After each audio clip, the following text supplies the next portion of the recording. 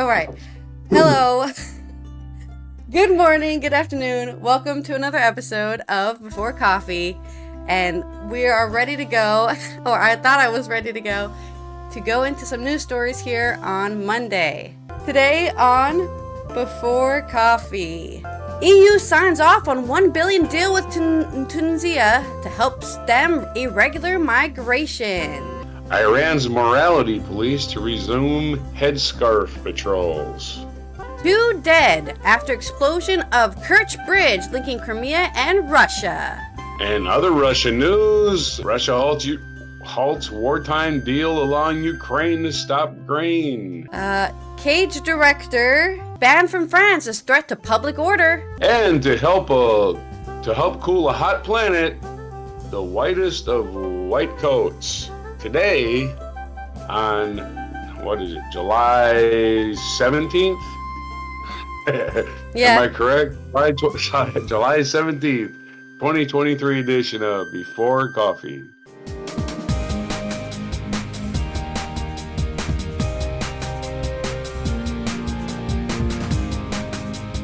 Right, let's begin with the first article. I'm such a mess. This is the wrong audio. Does it not let me change stuff if it's not currently the... What is wrong with it? I'll just use my mouse. God forbid I would program it to do something. Okay. Right, let's begin with the first news story on the EU signing off on a $1 billion deal. This is from Lisa O'Carroll, the Brussels correspondent at The Guardian. The EU has signed off on a $1 billion deal, or an £860 million deal, with Tunisia to help stem irregular migration, as the president of the North African country denounced those who offer migrants sympathy without respect for their goal to have equity in life. Ursula von der Leyen, the European Commission president, hailed the deal with Tunisia, including significant measures to stem deadly irregular migration across the Mediterranean, an investment in shared prosperity and stability. The partnership with Tunisia on migration comes just days after the country's president, Kais Saied, revealed the shocking scale of people smuggling in his country, with officials revealing it was worth about $760 million in the first half of 2023, and remittances from sub-Saharan Africa.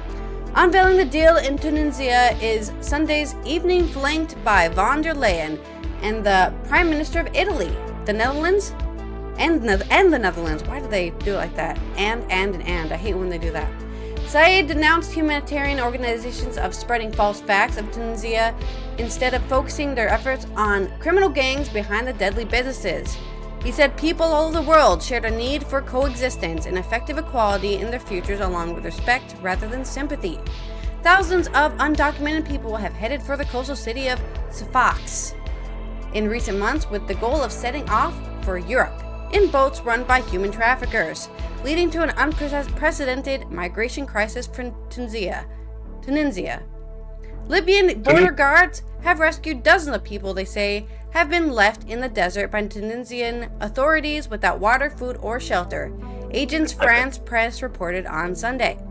Hundreds of people from sub-Saharan African countries were forcibly taken to the desert and hostile areas bordering Libya and Algeria after racial unrest in early July in Sfax, in Tunisia's second largest city. The migrants were visibly exhausted and dehydrated, sitting or lying on the sand and using shrubs to try to shield themselves from the scorching summer heat that topped 40 Celsius or 104 Fahrenheit. The group of at least 80 people was found in an uninhabited area close to Assa, a town near the Tunisia-Libya border, nearly 93 miles or 150 kilometers west of Tripoli. Mark Rutte, the outgoing Dutch Prime Minister, said the deal would aim to stop people making the dangerous and often deadly journey across the seas to Italy, and it would disrupt the business model of smugglers.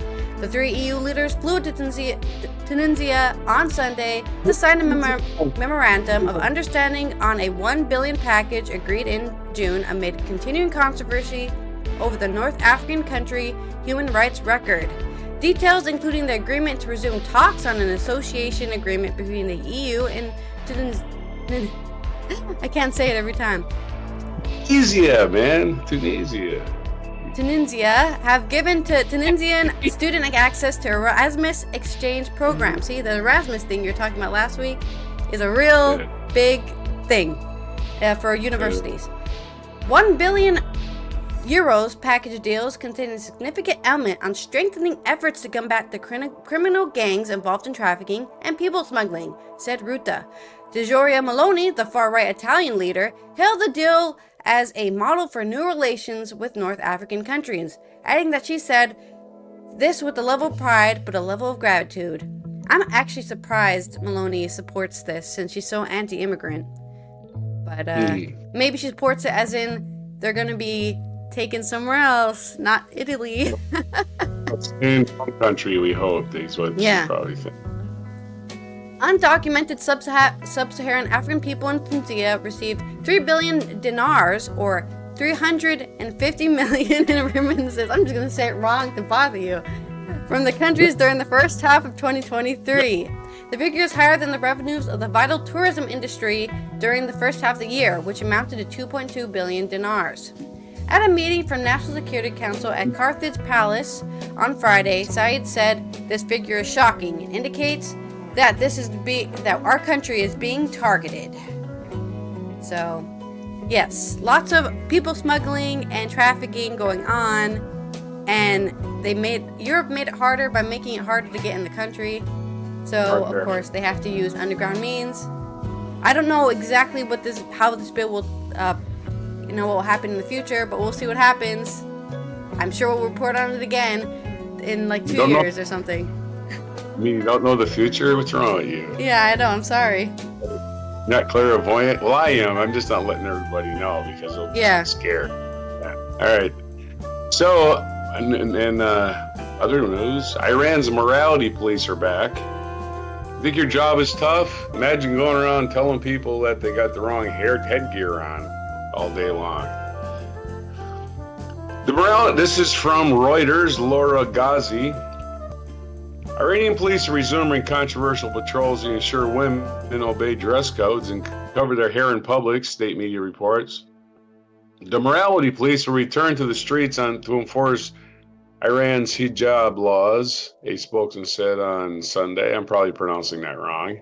It comes 10 months after a young woman, Masha Amini, died in custody following her arrest in Tehran for allegedly breaking the dress code. Her death triggered massive national press protests, and the patrols are paused. However, Islamic hardliners have been demanding that the patrols be resumed for some time. Under Iranian law, which is based on the country's interpretation of Sharia, women must cover their hair with a hijab, headscarf, and wear long, loose-fitting clothing to disguise their figures. The morality police unit is tasked with ensuring these rules are respected and detaining people who are perceived to be improperly dressed. During the patrols, officers first were women who are not complying with the rules. Police spokesman Syed, Matza Zaralamadi said, as quoted by hardline Tasnim News, if they obeyed orders, police may then opt to legal action. Who are Iran's morality police? Masha Amini was visiting the capital of Tehran with her family last September when she was arrested by morality police and accused of wearing her hijab improperly. She collapsed after being taken to the detention center to be educated. At the time, there were reports that officers beat Miss Amini's head with a baton and banged her head against one of their vehicles, and enraged millions of Iranians, leading to months of violent anti-government protests across the country. They saw nearly 600 protesters killed, including several state executions. In the month following the protests, many women stopped wearing hijabs altogether. It was the biggest outright challenge to the rule of the clerics in Iran since the 1979 revolution. Videos posted on social media suggest that until recently, the sight of women not wearing hijabs was becoming more commonplace. But in turn, the Iranian authorities broadened stiffer punishments, including forcing businesses to close if they did not comply with the hijab laws. Although the protests drew Huge numbers of Iranians. Some people still staunchly support the strict dress code. Earlier this year, a video emerged showing a man throwing a tub of yogurt in the face of two unveiled women. His actions were met with outrage by male and female bystanders, and later was arrested. But so were the women. Speaking to Reuters news agency, university student Ishmael said he did not think the authorities would be able to impose the dress code. They cannot impose it like before. The number of people who cannot obey is too high. Who do not obey our God is too high. They cannot handle this. The last thing they can do is use violence and force against us. They cannot do it. Well, really? They can't, huh? Iran has various forms of morality police since the revolution. The latest version, known as formally as the Guidance Patrol, began in the patrols in 2006. It's unclear how many men and women work for the force, but they have access to weapons and detention centers as well as what are called re-education centers. In response to Iran's violent crackdown on protesters, the UK and other Western countries imposed sanctions on a morality police, and other top security figures last year. That is a story from the BBC, and your story. Okay, well, I mean, unlucky to hear about such developments in Iran, as it's happened many times over the couple decades. They're like, hey, everyone, you can do whatever, and then they're like, now religious, and then they're like, you guys can do whatever. Oh, now we're religious, overly religious again. So it must be a whiplash for people to experience, especially as Iranians probably consume a lot of Western media, where people aren't being forced to wear certain clothing, and 40 plus years of cloistering, basically. Yeah. So I don't know. They never had, 2 generations of freedom. No freedom. So. Yeah. Okay. In Crimean news, this is from Sean Walker in Kharkiv and Emma Graham Harrison on The Guardian. The Kerch Bridge connecting the Crimean Peninsula to Russia has been closed after explosions in the early hours of Monday morning killed 2 people and injured a child.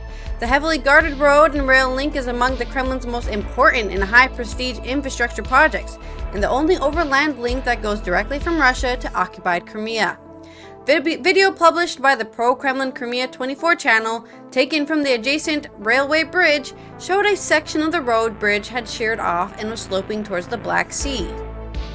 There were reports of explosion at 3 a.m. local time, and cars heading for the bridge were stopped early on Monday morning, after the head of the Russian-controlled administration in Crimea, Sergei Aksyonov, said that there was an emergency situation on the 145th pillar of the bridge. Russia's transport ministry said the road had been damaged, but not the pillars, and did not say what had caused the deaths. Photographs published on Russian Telegram channels showed a car that appeared to have been smashed up and near the scene of the explosion. Train services were expected to restart early on Monday, Aksyonov said. The governor of Russia's Belgorod region said that 2 people were killed. The 2 people killed were a couple from the region who were traveling to Crimea with their daughter for a holiday. The daughter was receiving a treatment of injuries. Maria Zakharova, a spokesperson for Russia's foreign ministry, blamed the damage on a Ukrainian attack, calling Ukraine a terrorist state structure. Oh wow, this isn't drip with propaganda at all. Asked about the explosion on Monday. Sorry? How dare you terrorize that country that attacked you? That was annexed from you, even. Asked about the explosion on Monday morning, a spokesperson for Ukraine's military intelligence directorate quoted a previous statement by the directorate's head, Kirillov Budanov, said, "The bridge is superfluous structure." The Ukrainian media outlets cited unnamed sources suggesting the Ukrainian Domestic Security Service, along with the Navy, had been responsible for the attack. Some reports suggested underwater drones may have been used.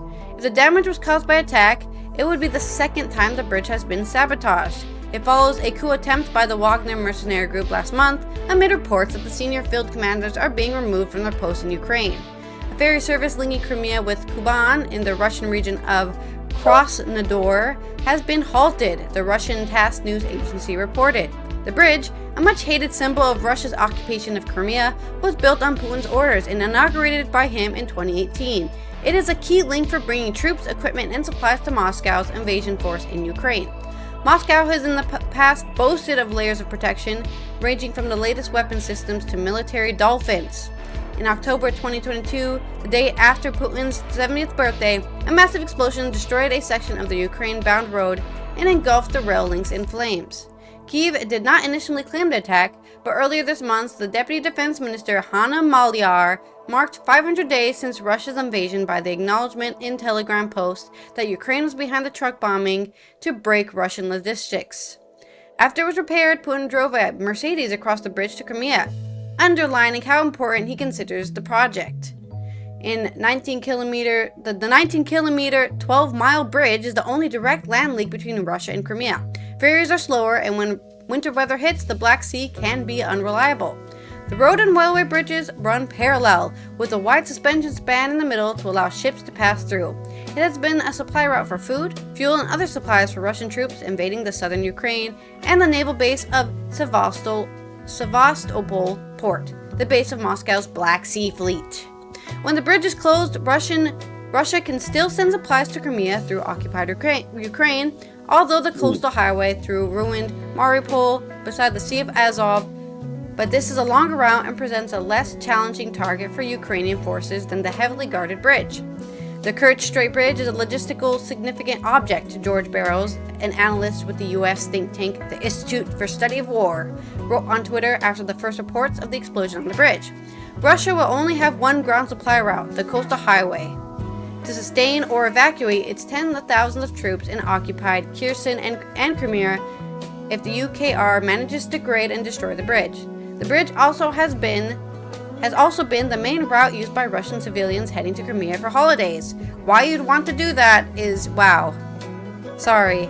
Just like, oh, I'm just gonna stop by, I know eastern Ukraine is being attacked, but I'm gonna just stop by western Ukraine for a little holiday while they're in the middle of war.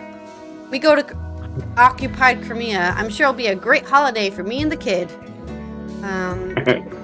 Just really weird to me to think like that you have to be in that state, right? That Russia is completely untouchable and will never be attacked. Right, you have to be deep in the propaganda to believe you going to Crimea is a safe and logical holiday destination. They got a nice beach. Yeah, right? Crimea has always been popular with Russian tourists. Visitors' numbers rose after the invasion of Ukraine in 2022 made it harder for them to travel to Western countries. And Moscow's propaganda machine doubled down on the historically inaccurate claim that Crimea had been Russian for centuries. Okay, that's my story. All right, and then more, just in case you hadn't got enough of Russia-Ukraine logistics, here's a story from AP about the Russia grain deal from Courtney Bunnell. Russia halted unprecedented wartime deal on Monday that allows grain to flow from Ukraine to countries in Africa, the Middle East, and Asia, where hunger is a growing threat and high food prices have pushed more people into poverty. Because starving people is a great weapon. Kremlin's spokesman Dmitry Peskov announced Russia would suspend the Black Sea Grain Initiative until its demand to get its own agriculture shipments to the world are met. Even though the country has been shipping record amounts of wheat and its fertilizers have also been flowing. When the part of the Black Russia Sea deal related to Russia is implemented, Russia will immediately return to the implementation of the deal, Peskov said. Russia has complained that restrictions on shipping and insurance have hampered its exports of food and fertilizer, also critical to the global food chain. It's the end of a breakthrough accord that the United Nations and Turkey brokered last summer. It allowed food to leave the Black Sea region after Russia invaded its neighbor nearly a year and a half ago. The deal provided assurances that ships won't be attacked entering and leaving Ukrainian ports. A separate agreement facilitated the movement of Russian food and fertilizer amid Western sanctions. The warring nations are both major global suppliers of wheat, barley, sunflower oil, and other affordable food products that developing nations rely on. While analysts don't expect more than a temporary bump in the food commodity prices because places like Russia and Brazil have ratcheted up wheat and corn exports, food insecurity is growing. The agreement was renewed for 60 days in May amid Moscow's pushback.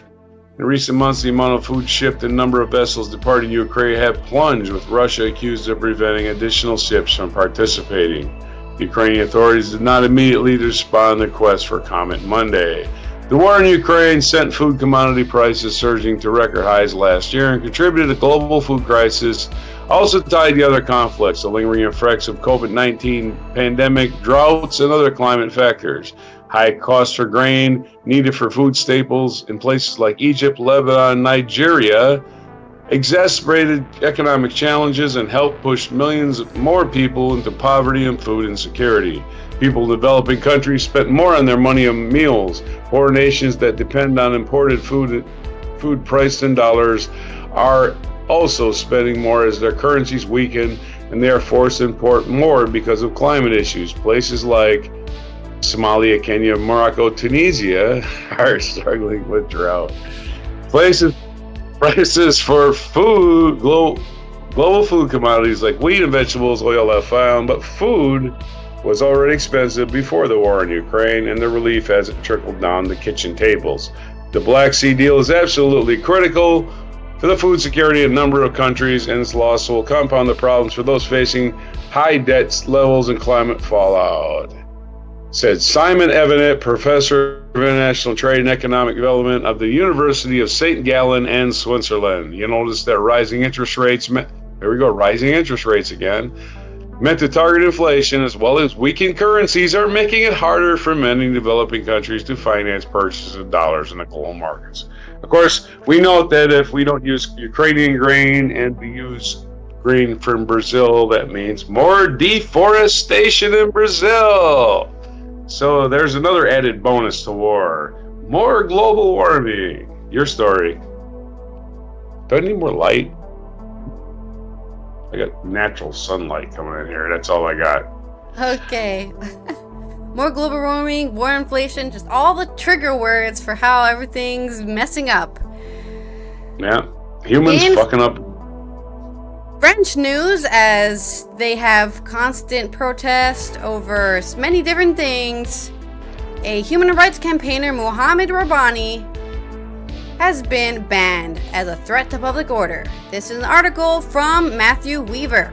The director of the campaign group Cage was detained in Paris for almost 24 hours last week and then sent back to London after French government accused him of spreading conspiracy theories about Islamophobic persecution.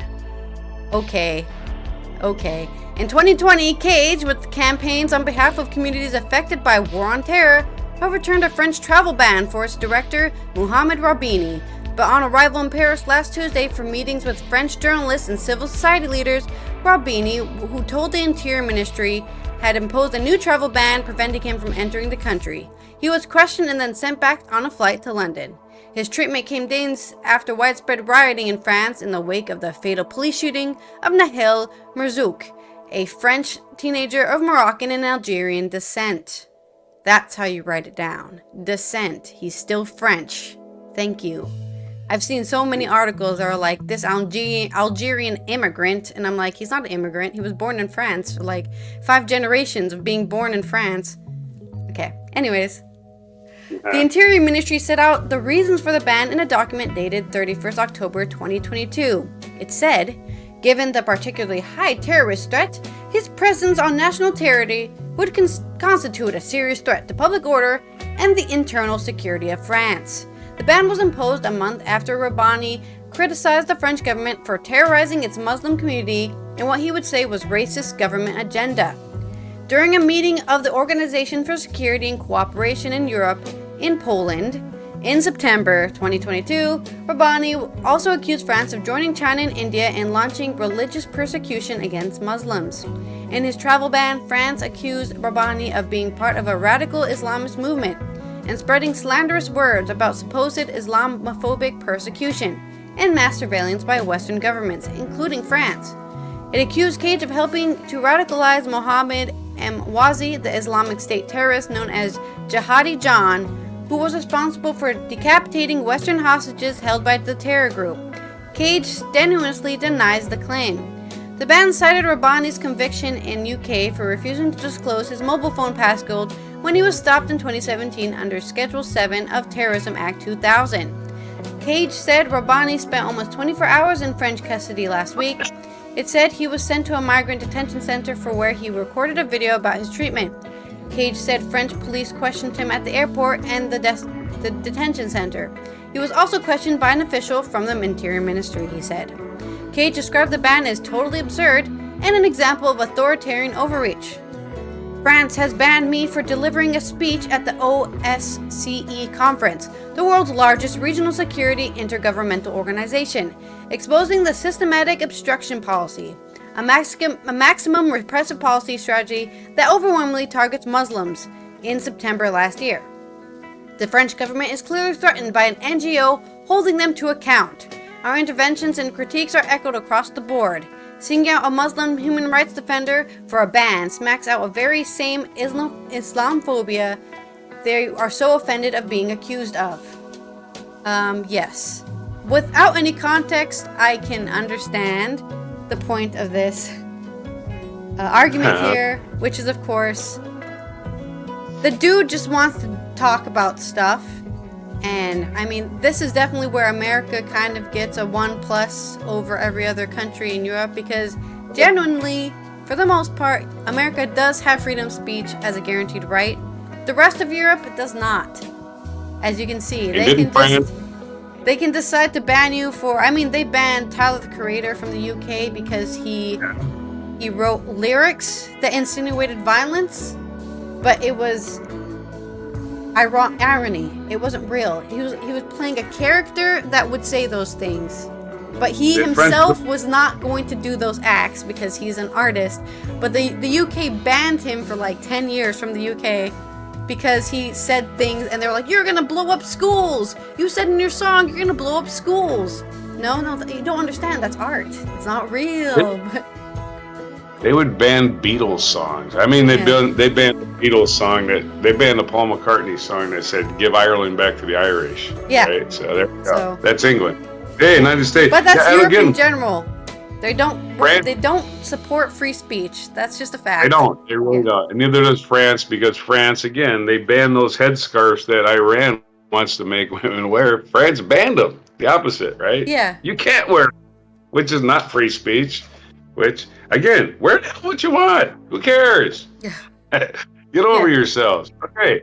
And let's paraphrase Mick Jagger for this story with, "I see a red door and I want it painted white." This is from New York Times. Scientists at Purdue have created a white paint that, when applied, can reduce the surface temperature on a roof and cool the building beneath it. This is from Kara Buckley from the New York Times.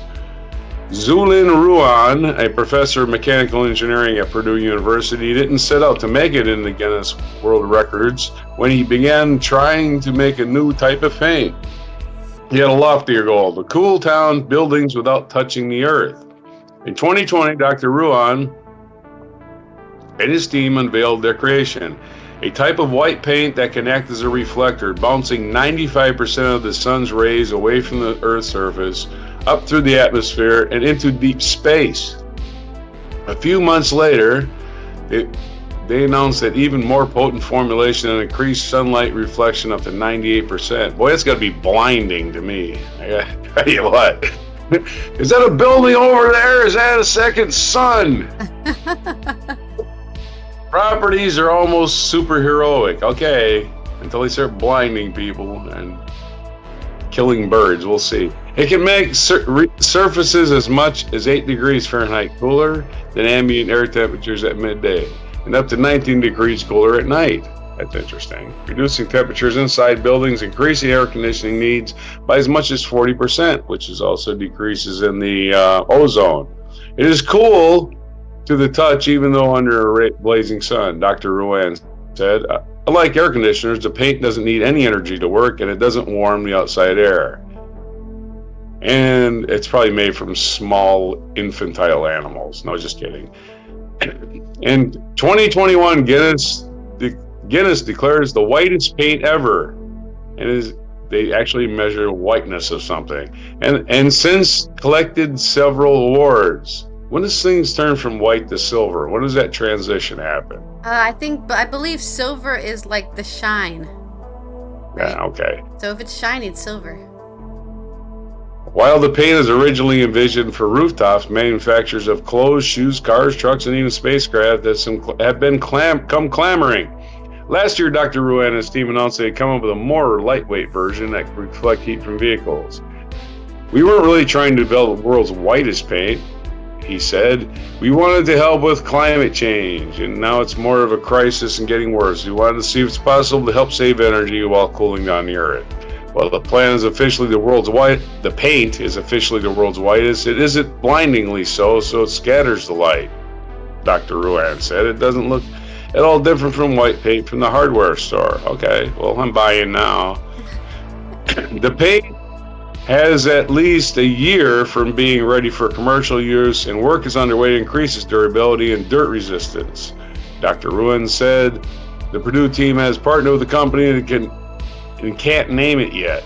The team is also developing color paints that will use the ultra white as a base. They will work less ideally than white, but better than some of the other commercial colors. As the climate crisis worsens, scientists have been urgently working to develop reflective materials, including different types of coatings and films that could passively cool the earth. The materials rely on principles of physics that allow thermal energy to travel from Earth along specific wavelengths through what's known as transparency or sky window in the atmosphere into deep space. There's about 10 more paragraphs on this. It's very technical. No, it's not that technical, but it gets in depth. We don't have the kind of time here, so move it along to your story. Okay, well, I'm excited to see this article been sponsored by Big Paint, because you've already been bought. You're already like, I'm buying this paint. I'm gonna paint my whole house this white. That's right. It's really cool to hear about the science of it, for sure. All right, let's follow culture updates as we go into the first week of the Hollywood writers and actors strike joint awesomeness. Yeah, unions. This is an article from Adrian Horton. That's not the title of the article. The title of the article is Hollywood Grinds to a Halt on First Full Day of Joint Actors and Writers Strikes. So, this is an article from Adrian Horton on The Guardian. The first full day of a strike by SAG-AFTRA had an immediate effect on Hollywood, as the industry ground to a halt over a contract with producers that would cover such wide-ranging issues as compensation and the future of AI in film and television. Whereas the writer's strike, which has seen the guild nearly 20,000 members out of work early May, promptly shuttered late-night variety programs and writer rooms and delayed release dates for many film and TV shows. A simultaneous strike by SAG-AFTRA's 160,000 members has the potential to bring Hollywood to a full standstill. Actors and writers began picketing outside various studio and streaming service headquarters on Friday, 4 locations in New York and 8 more in Los Angeles, with such signs as "Logan Roy would pay us more," "Your poor Montana ranch," "I'm trying to pay my rent, not my 3rd and 4th mortgage, and fuel my private jet. ChatGPT can suck my D." ChatGPT can suck my D. That's my new chant. I'm gonna chant that. Okay. The strike, the first time the actors have joined writers on the picket line since 1960, immediately ceased promotional work for several major summer films, which already hindered by the absence of the talk shows. According to strike guidance, members will not be able to attend premieres, do not do interviews for completed work, attend award shows or film festivals, or promote projects on social media while the strike is in effect. The strike canceled the New York red carpet premiere of Oppenheimer, Christopher Nolan's biopic about the creator of the atomic bomb. On Thursday, the film's cast, including Cillian Murphy, Emily Blunt, and Matt Damon, left the film's London premiere early when the strike was called. Damon told Deadline that the strike will affect his new production company founded with Ben Affleck. The cast of this month's Other hotly anticipated film, Greta Gerwig's Barbie, also wrapped its promotional campaign early. I very much am in support of the unions, and I'm part of SAG. So I would absolutely stand by them, the film's lead Margot Robbie told reporters at the London premiere. One of the first major productions affected was Deadpool 3, which paused filming on Thursday as the strike got underway, only days after Marvel revealed the first look at the set with photos of stars Ryan Reynolds and Hugh Jackman costumed as Deadpool and Wolverine, respectively. As the script was already locked, Deadpool 3 was able to continue production during the writer's strike, but the film's original May 2024 release date now seems in jeopardy due to the production halt, a sign of the Hollywood stasis to come. HBO's blockbuster series House of Dragon, however, will continue filming in the UK due to local union rules, as first reported by Variety. The majority of the actors on the Game of Thrones prequel currently filming its second season are from the UK and thus under contracts governed by the UK local union Equity. The series is technically allowed to continue filming as Equity members are not legally permitted to strike in solidarity with US actors. In strike guidance provided by Equity hours before SAG-AFTRA officially declared a walkout, the union, the 12th largest trade organization in the UK, said it would support SAG-AFTRA and its members by all lawful means. A strike could also torpedo major summer and fall film festivals, which are now in wait-and-see mode. Glitzy, photo opportunity-oriented festivals like Venice, which is set to begin on the 30th of August, could be held without major Hollywood stars. The Toronto Film Festival, held in September, said in a statement to Deadline on Thursday that organizers will continue planning for this year's festival with hope of swift resolution in the coming weeks. Broadway will remain open as SAG-AFTRA does not represent stage actors. But on Friday, the president of Actors Equity, which represents stage actors and stage managers, urged members to proactively and aggressively avoid breaking the SAG-AFTRA strike by inadvertently crossing the picket line. The Guild president, Kate Schindel, encouraged members to contact SAG-AFTRA with any questions about potentially struck work and added, "Know this, the other side will try to pit us against each other to churn out content. Don't fall for it." I'm also speaking to you. Don't fall for it.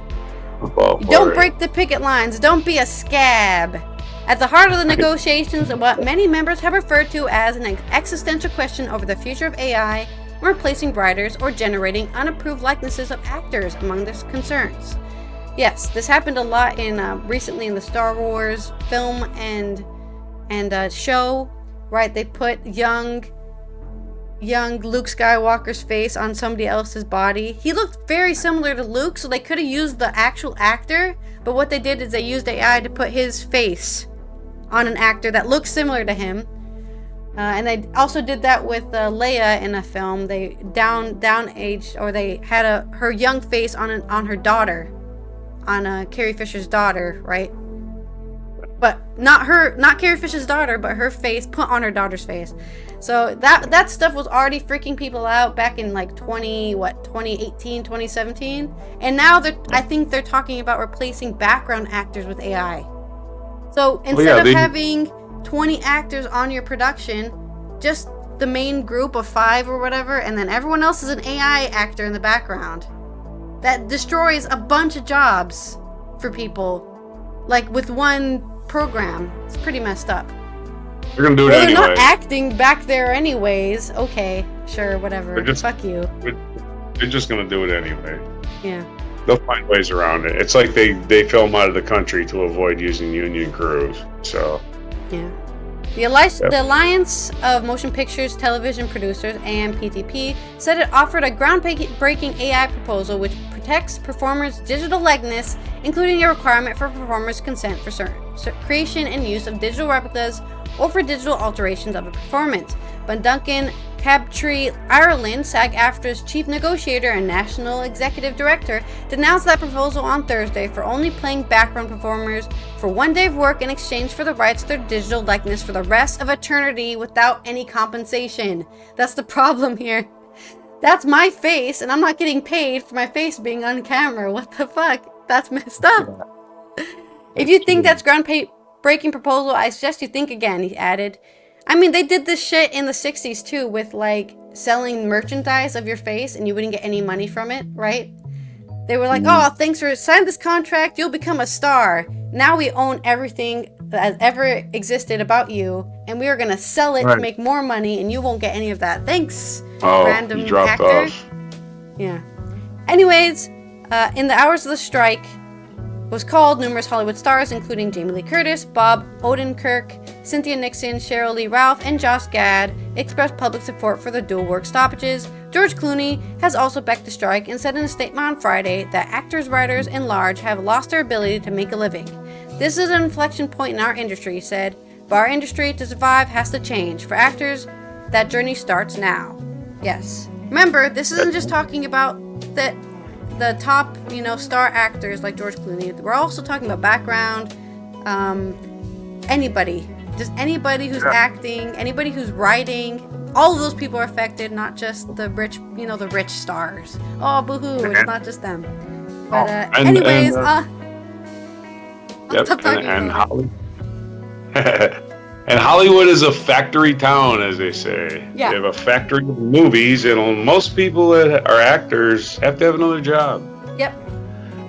Yeah, because it's not cheap to live there either, famously. And of course, Hollywood will lead back to making, Guardians of Galaxy 12 and, Fast and Furious 42 and Spider-Man 14. That'll be out soon.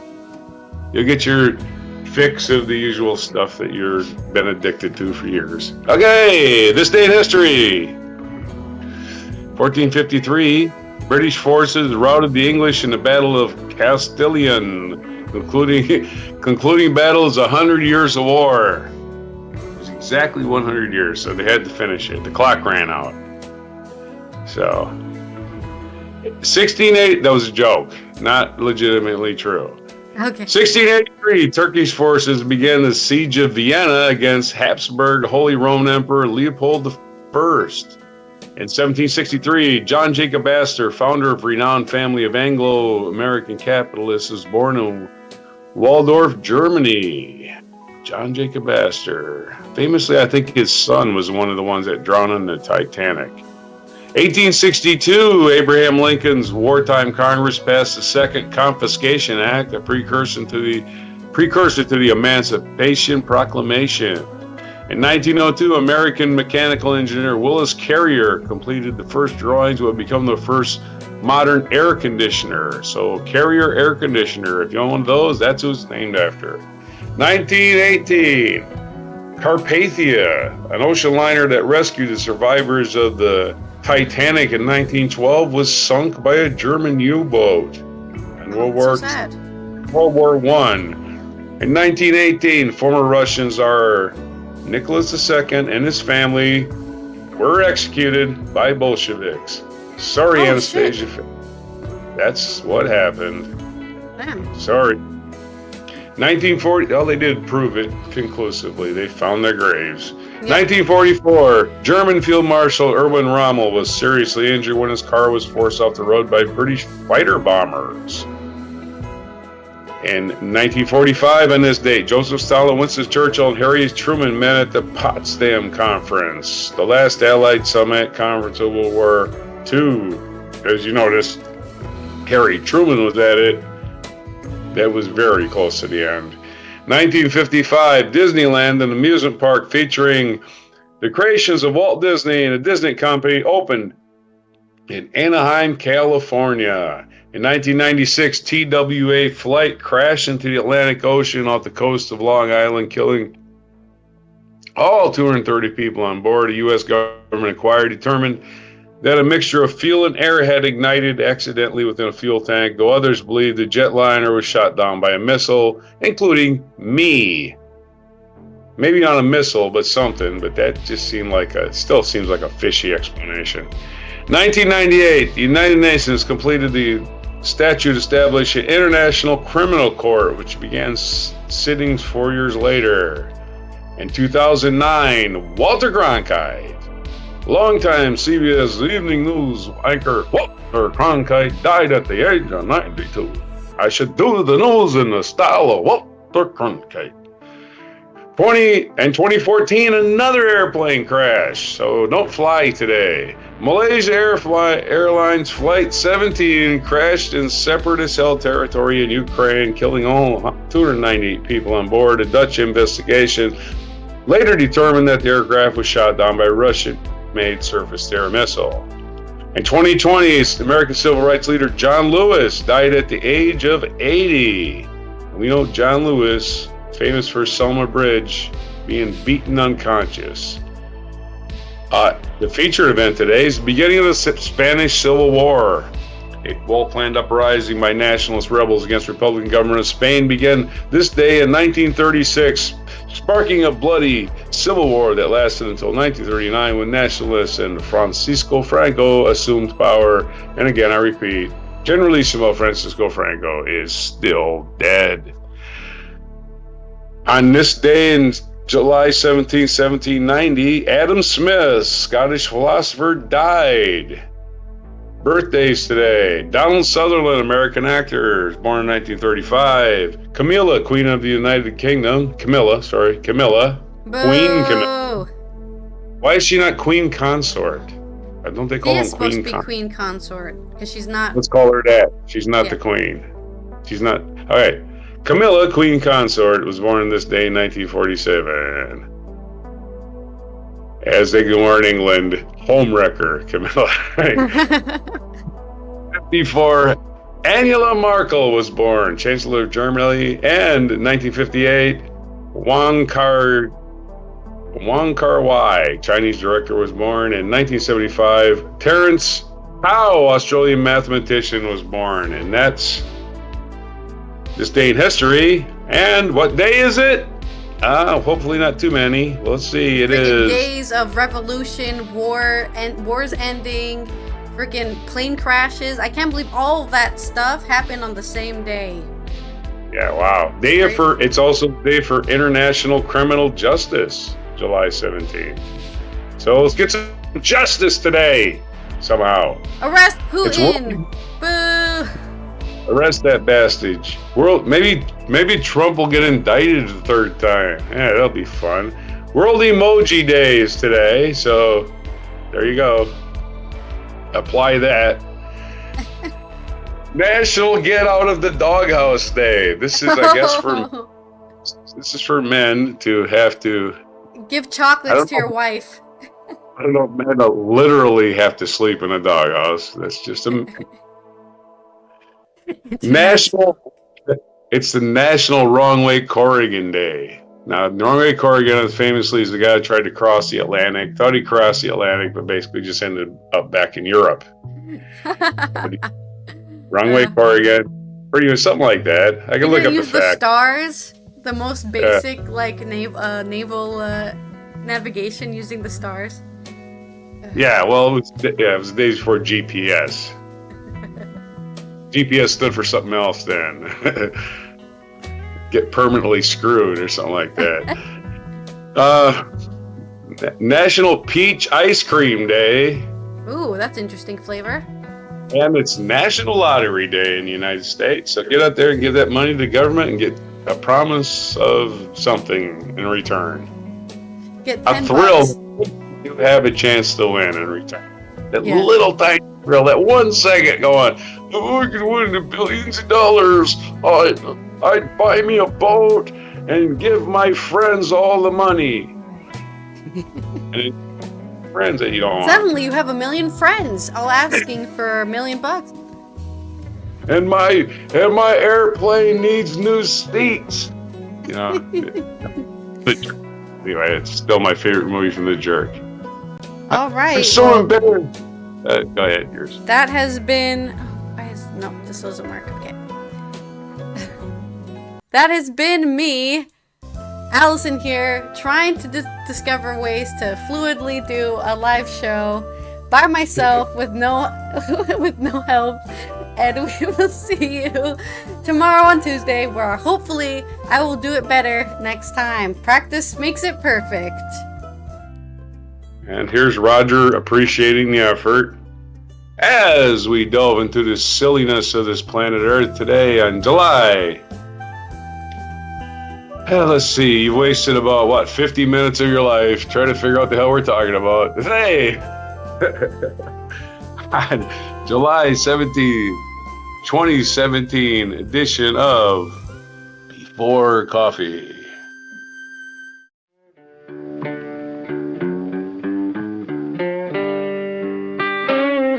Be sure to hit the like, subscribe, and notify buttons, and follow our other channels, Toxic Alley, History of Gravy, and Scratchy Old Records.